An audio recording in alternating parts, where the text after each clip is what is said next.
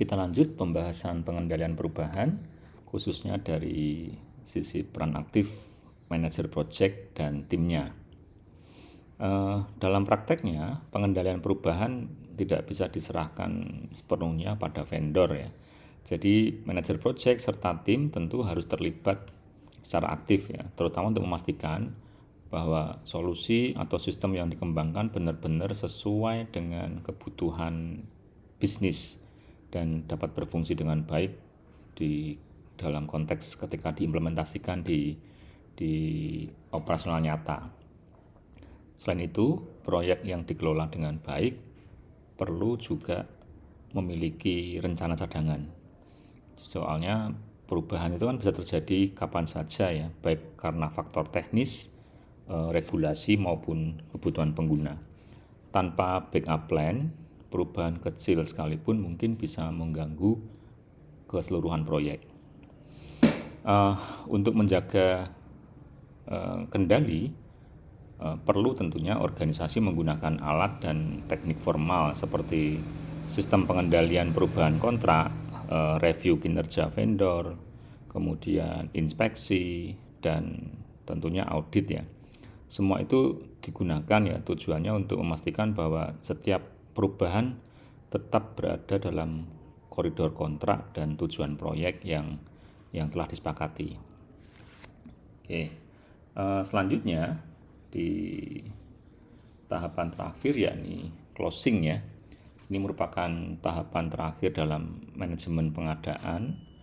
Di closing procurement ini sebenarnya bukan sekedar penyelesaian pembayaran, tetapi menutup kontrak secara resmi dan profesional. Ya, artinya gini, tim proyek harus dapat memastikan bahwa seluruh pekerjaan itu telah selesai dengan benar dan memuaskan sesuai dengan isi kontrak dan SOW. Di tahapan ini, organisasi perlu memperbaharui seluruh dokumentasi proyek ya, agar mencerminkan kondisi akhir yang saat ini ada di depan mata, termasuk perubahan yang terjadi selama pelaksanaan. Informasi tersebut semuanya ada baiknya diarsip dengan rapi ya. Nanti akan digunakan sebagai bagian dari lesson learned atau referensi untuk proyek berikutnya. Nah, penting untuk dipahami bahwa kontrak yang baik sejak awal biasanya sudah memasukkan juga ya mekanisme formal penerimaan hasil kerja dan penutupan kontrak.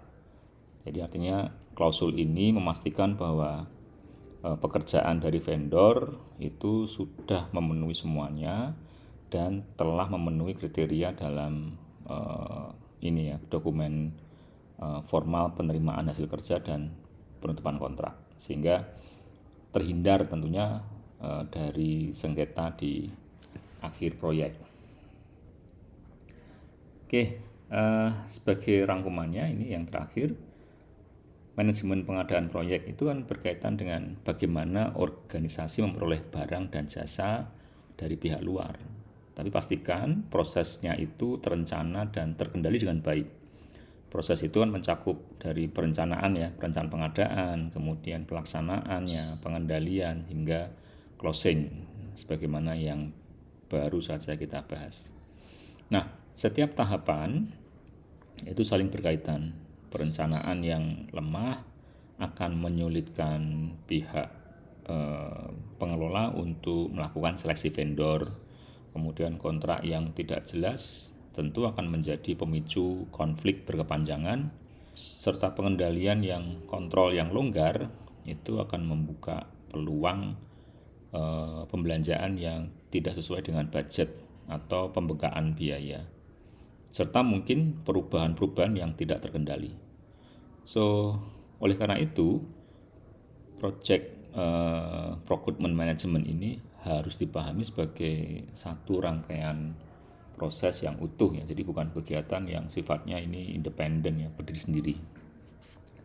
Oke, Sebagai penutup, mungkin yang perlu kita ingat bahwa keberhasilan proyek itu seringkali ditentukan bukan oleh teknologi atau produknya, tetapi bagaimana proses pengelolaan di tahapan pengadaan tadi ya. Kejelasan kebutuhan, ketepatan dalam memilih vendor, ketegasan dan kelengkapan kontrak, serta disiplin dalam pengendalian perubahan pun juga perlu ditegakkan ya.